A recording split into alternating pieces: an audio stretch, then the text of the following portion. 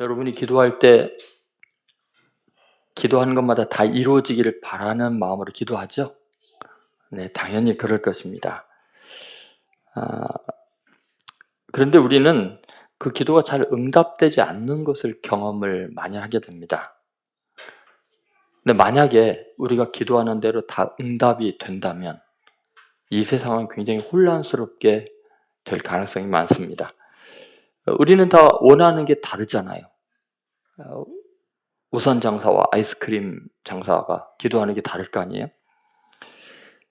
여러분, 우리가 기도하는 것이 내 자신에게나 타인에게 반드시 유익이 될지, 해가 될지 잘 모릅니다, 우리는.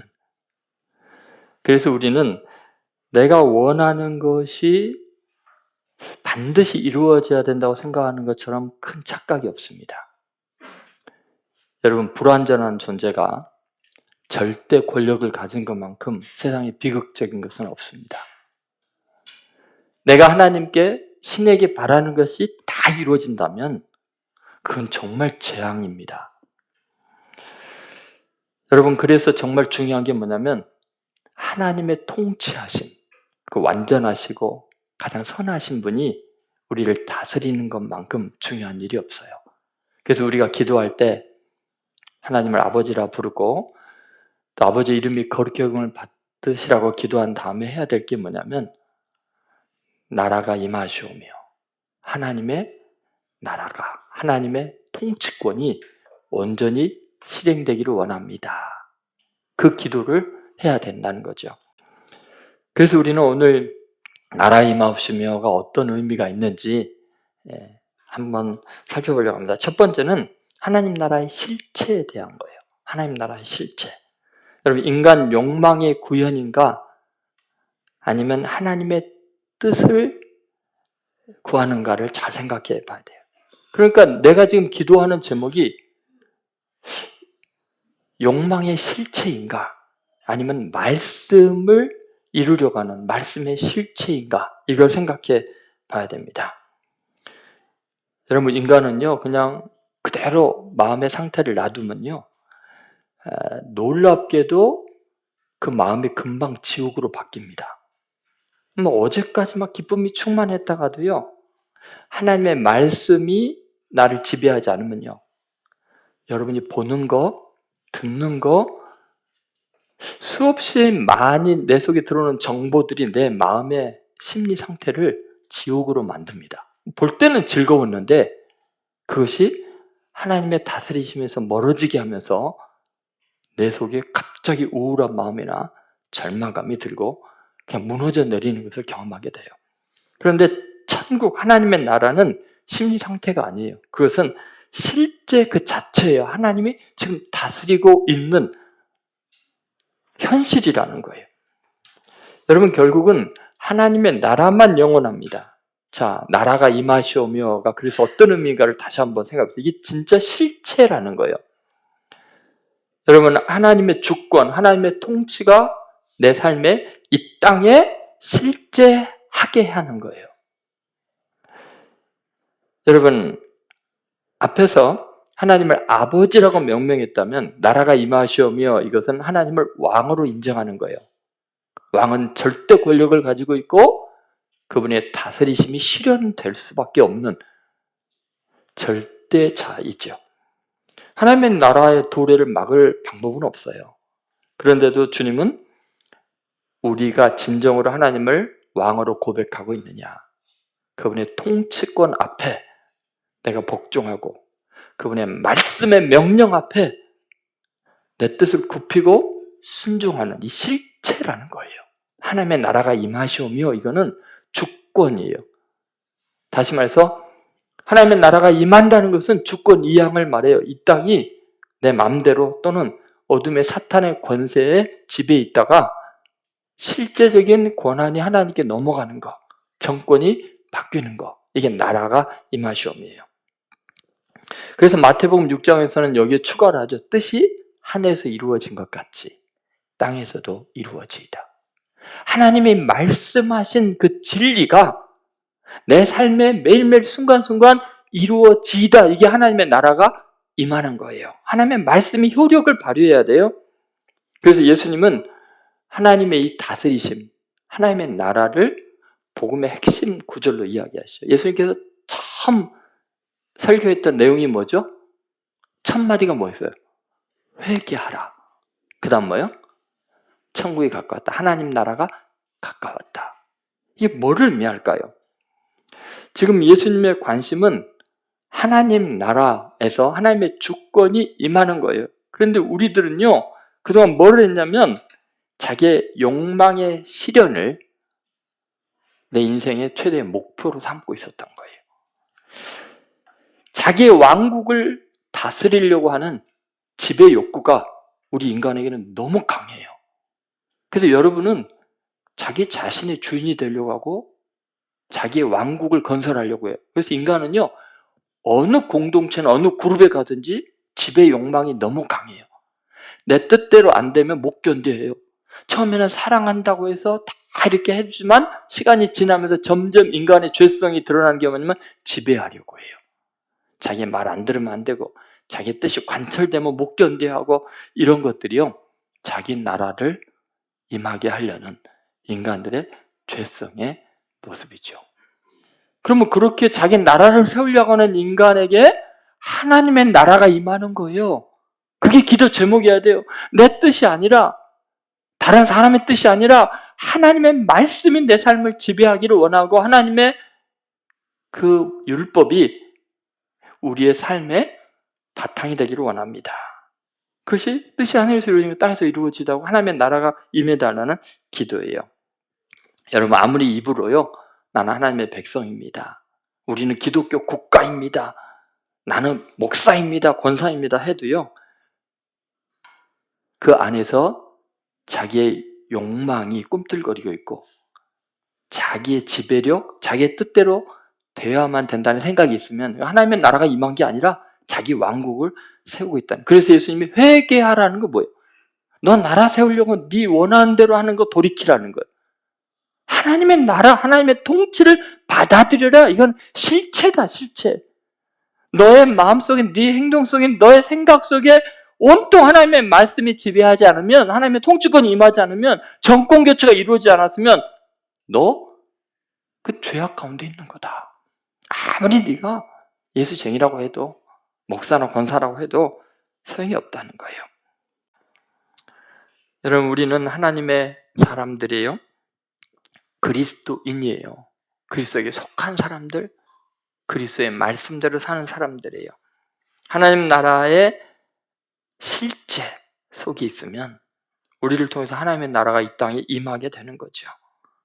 여러분, 그래서 예수님께서 하나님의 나라가 임하시오며 라고 기도하라고 하신 거죠. 여러분, 꼭 하나님의 나라, 그것이 여러분의 삶에서 실체한다는 것을 믿으시고 말씀에 순종해서 하나님이 다스리게 여러분 자신을 내어주는 정말 복된 인생들이 되시기를 주의 이름으로 소망합니다. 두 번째는 하나님 나라의 동력이에요. 성령의 역사냐 어둠의 권세냐, 이거에 대해서 한번 이제 생각을 해봐야 됩니다. 하나님의 나라가 임해달라는 의미가 그럼 도대체 뭘까? 왜 우리는 하나님의 뜻을 알면서도 내 삶에 실천하는 게 어려울까? 여러분, C.S. 루이스가 이런 유명한 말을 했습니다. 인생에서 단 하나 꼭 필요한 것은 하나님의 통치 아래 사는 것이다. 한번 따라해 보세요. 인생에서 단 하나 꼭 필요한 것은 하나님의 통치 아래 사는 것이다. 여러분, 우리 인생에서 정말 중요한 게 뭐냐면 하나님의 통치 아래 사는 거예요. 근데 어떻게 하나님의 통치 아래 살 수 있냐는 거예요. 우리는 말씀을 안 읽은 거 아니잖아요. 안 들은 거 아니잖아요. 그런데 왜 우리는 하나님의 다스리심을 거부하고 내 육신에 일어나는 정욕이나 세상의 유혹 앞에서 그렇게 쉽게 무너져 내릴까요? 여러분, 우리는요, 실제로는 내 삶의 주인이 나라고 생각하지만 성경은 그렇게 이야기를 하지 않습니다. 아무리 똑똑하고 의지력이 강하고 아는 것이 많고 가진 것이 많아도 자기 인생을 자기가 지배하고 있다는 것은 엄청난 착각입니다. 왜냐하면 내 인생의 주인은 둘 중에 하나예요. 사탄이냐 하나님이냐. 하나님이 다스리지 않는 나라는 교묘하게 영적인 또 다른 세력이 우리를 지배하고 있는 거예요. 이것을 예수님은요, 유대인들과의 대화 속에서 아주 강력하게 목숨을 걸고 주장하십니다. 여러분, 누군가의 실체를 이야기하는 것은요, 목숨을 걸어야 돼요. 아, 요새 좀 똥똥해진 것 같아. 제 딸아이한테 남자친구가 이야기했다가 지금까지 대화를 며칠을 안 하고 있어요. 근데 여러분 한번 잘 생각해 보세요. 유대인들과 예수님이 대화할 때요, 엄청난 이야기를 예수님께서 하십니다. 자, 요한복음 8장 32절부터 44절 그 중간에 제가 읽어드릴게요. 진리를 알지니 진리가 너희를 자유롭게 하리라. 그들이 대답하되 우리가 아브라함의 자손이라 남의 종이 된 적이 없거늘 어찌하여 우리가 자유롭게 되리라 하느냐. 예수님이 말씀이 진리가 너희를 자유롭게 한다니까 무슨 말이야. 우리는 아브라함의 자손이야. 종이 된 적이 없다고 이야기를 해요. 사실은 유대 이스라엘 역사가 내내 그냥 그 속박받은 민족 아닙니까? 그냥 노예살이 하던 민족이에요. 그런데도 그렇게 착각을 해요. 아, 우리는 종이 된 적이 없다. 그러니까 예수님께서 그 실제를 이야기합니다. 표면적으로는 애굽의, 아수르의, 바벨론의, 히랍의, 로마의 지금 노예살이 하지만 더 근본적인 노예 상태, 그건 바로 죄의 종이다. 이렇게 이야기하죠. 요한복음 8장 34절에 예수께서 대답하시되 진실로 진실로 너희에게 이르노니 죄를 범하는 자마다 죄의 종이라. 여러분, 우리는 죄를 우리가 누린다고 생각을 해요. 즐긴다고 생각해요. 근데 그 순간에 바로 코가 꿰는 거예요. 죄의 노예가 되는 거예요. 너희는 너희 아비 마귀에게서 났으니 너희 아비의 욕심대로 너희도 행하고자 하느니라. 그는 처음부터 살인한 자요 진리가 그 속에 없으므로 진리에 서지 못하고 거짓을 말할 때마다 제 것으로 말하나니 이는 그가 거짓말쟁이요 거짓의 아비가 되었습니다. 요한복음 8장 44절. 여러분, 우리가 지금 유대인들이 하나님이 우리 아버지다, 아브라함이 우리 아버지다 이야기하거든요. 근데 예수님이 뭐라 그래요? 착각이다. 너네가 아무리 하나님 아버지 해도, 아브라함 아버지라 해도 너희 아비 마귀에게서 났다. 너희 아비의 욕심대로 너희도 행하고자 한다. 여러분, 이 아주 그냥 본질적인 죄성이 우리를 지배하고 있다는 거예요. 여러분, 이 세상에는 딱 두 종류의 인간밖에 없습니다. 하나님, 당신의 나라가 임하시기를 원합니다. 하나님 뜻이 하늘에서 이루어진 것처럼 땅에서 이루어지기를 원합니다. 이렇게 말하는 사람들과 하나님께 이런 말을 듣는 거예요. 그래, 네 뜻대로 되게 해주마. 네 뜻대로 되라. 여러분, 이것은 지옥이에요. 여러분, 우리는 자발적인 선택이 없으면 지옥도 없다는 C.S. 루이스의 말을 기억해야 돼요. 여러분, 우리는요, 지옥에 죄를 지어서 가는 게 아니라 자발적으로 지옥을 원해서 가는 거예요. 하나님의 다스리심을 원하면 우리는 자신의 뜻을 내려놓고 성령으로 충만해질 거예요. 성령님은 임하기를 원하고 기다리고 계신데 우리는 내 뜻이 이루어지기 위해서 성령을 거부하죠. 성령 충만을 지금 제한하고 있죠. 기도할 때만, 교회 올 때만, 찬양할 때만 성령 충만하기를 원하죠. 죄 지을 때 성령 충만하기를 원하겠어요? 유혹을 받고 있는데 성령 충만하기를 원하겠어요? 여러분, 우리는요, 자발적인 선택에 의해서 지옥을 만들고 있는 거예요. 여러분, 딱 두 종류의 인간이에요. 여러분에게 하나님의 나라가 임하기를 원하십니까? 그러면 성령 충만하십시오. 여러분의 뜻대로 되는 것이 지옥입니다. 마지막 세 번째는 하나님의 나라의 원리예요. 그것은 섬김의 실현이냐 지배 욕구냐의 문제인데요. 하나님 나라의 원리가 뭐냐, 이게 중요해요. 이상하잖아요. 인간들은 하나님의 나라를 왜 구하지 않을까? 왜 하나님의 나라를 구하라고 예수님 하는데 실제로 우리의 기도 제목은 전부 다 하나님의 나라를 구하는 게 아니라 내가 원하는 걸 기도하고 있죠. 여러분, 오늘 예배드리기 한 10분 전에 15분 전에 와서 기도했어요? 그 기도의 제목이 뭐예요? 전부 다 내가 원하는 거죠. 내 나라죠. 물론 그 원함 속에 하나님의 나라가 있으면 하나님 안에 거하면 괜찮지만, 여러분 하나님의 나라를 구했어요. 하나님 오늘도 나를 다스려 주십시오. 하나님 말씀대로 내가 순종하여 살기를 진심으로 원합니다. 하나님 나라가 내 삶에, 우리 교회, 이 민족 가운데 임하기를 원합니다. 여러분 우리는 이상하게 하나님의 나라의 실현을 위한 기도를 잘 안 해요. 그 이유가 뭔지 아세요? 우리는 본능적으로요, 하나님의 나라의 원리와 내가 원하는 나라의 원리가 다르다는 걸 알아요. 여러분 성경을 보면서 놀라운 게 뭐냐면, 하나님 나라의 원리는요 섬김의 원리예요. 하나님의 나라는 어떻게 진행되는가? 큰 자와 가진 자들이 없고 가난한 자들을 섬기는 이상한 나라예요. 이상한 나라 앨리스가 아니라 진짜 이상한 나라예요. 보세요. 이 세상은요 가지고 힘 있는 사람, 성공했다고 하는 사람들이 다른 사람들을 지배하는 원리예요. 여러분 이게 달라요. 그래서 천국과 지옥의 이혼이라는 책에서 C.S. 루이스가 이렇게 이야기를 했어요. 버림받은 영혼들의 선택은 천국에서 섬기느니 차라리 지옥에서 지배하는 편이 낫다. 여러분 어떤 거 선택할래요? 천국의 원리, 하나님의 나라 원리는 섬기는 원리예요. 그냥 가면은 많이 가진 사람은 더 베풀어야 되고, 힘 있는 사람은 더 남을 도와줘야 되고, 이런 원리. 근데 지옥의 원리, 이 세상의 원리는 뭐예요? 지배하는 거예요. 그래서 사람들이 선택할 거예요. 여러분 뭐 선택할래요? 천국에서 섬기면서 살래요? 아니면 지옥에서 지배하면서 살래요? 근데 현실에서 어때요, 여러분? 매일매일 삶 속에서 천국을 만들 수 있잖아요. 섬기면. 사랑하는 애인관계, 부부관계, 가족관계, 직장에서. 천국의 원리는 섬기고 낮아지는 건데, 여러분 뭐를 선택해야 돼요? 지배하려고 하고, 내 뜻을 관철시키려고 하고.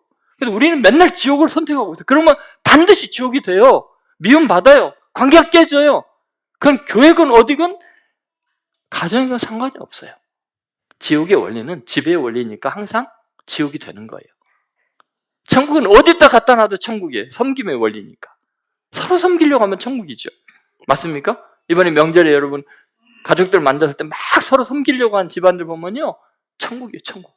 누구 한 사람이 섬기고 또 다른 사람의 섬김에 대해서 또 고마워하고, 또 그러니까 더 섬기려고 하면, 요새 우리 동네도 천국인 것 같아요.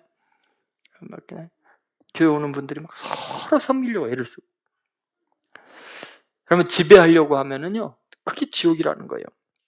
하나님 나라의 통치 원리는 그래서 세상과 반대되니까 세상 사람들이 이거 원하지 않아요.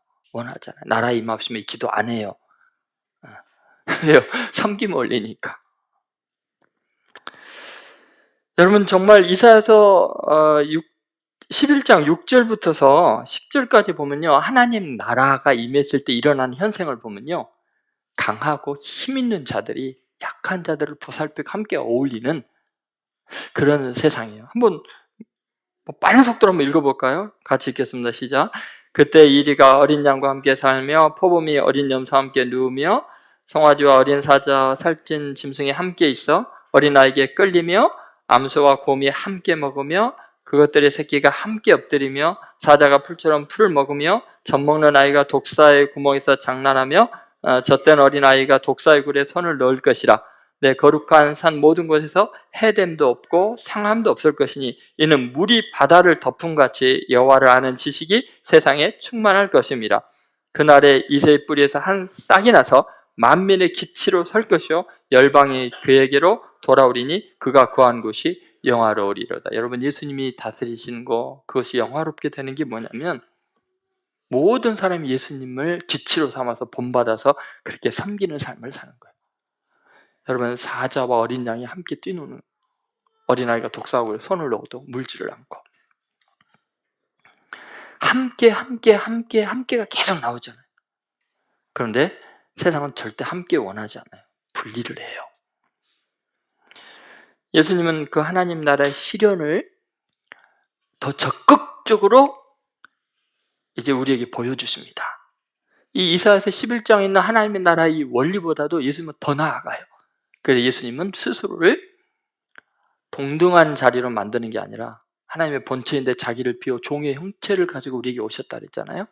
예수님이 겉옷을 벗으시고 수건을 허리에 동이시고 제자들 발을 씻는, 무릎 꿇고 제자들 발을 씻는 모습은 종의 모습이었어요. 오히려 섬기는 자로 우리 가운데 오셨어요. 그래서 예수님이 이렇게 말씀하시죠. 요한복음 13장 14절 15절 한번 같이 읽겠습니다. 내가 주와 또는 선생이 되어 너의 발을 씻었으니 너희도 발을 씻어주는 것이 옳으니라. 내가 너에게 행한 것 같이 너희도 행하게 하려 하여 본을 보였노라. 자, 이게 하나님 나라의 원리라는 거예요. 내가 주와 또는 선생이 되어서도 너의 발을 씻었는데 그게 원리다, 하나님 나라예요. 그러니까 너희도 서로 발을 씻어주는 것이 마땅하다. 그래서 본을 보였다. 그렇게 이야기를 하고 있습니다. 근데 여러분, 이제 초대교회 역사랑 기독교 역사를 보면요. 자, 성찬식, 세례식은 예수님께서 직접 명령한 것 때문에 진행이 되죠. 근데 뭐가 없어졌어요? 세족식이 없어졌어요. 왜요? 성찬식이나 세례는 그 제사장들이나 목회자들이 이렇게 주는 거지만 세족식은 뭐예요? 무릎을 꿇고 종의 모습을 하고 발을 씻겨야 되잖아요. 그러니까 교회 안에서 점점 없어졌어요. 여러분, 예수님께서 꿈꾸는 하나님의 나라의 통치 방식은 늘 그랬어요. 예수님은 자신을 이 땅에서 하나님 나라에 실현하는 모델로 보여주고 계세요. 그래서 늘 섬기는 자로 계셨어요. 여러분, 우리는 예수님의 섬김의 본과 원리를 잘 생각해 봐야 돼요. 하나님 나라의 원리예요, 이게. 그래서 우리는 이제 이 지점에 이르면은 하나님의 나라가 임하는 게 별로 달갑지 않게 느껴져요.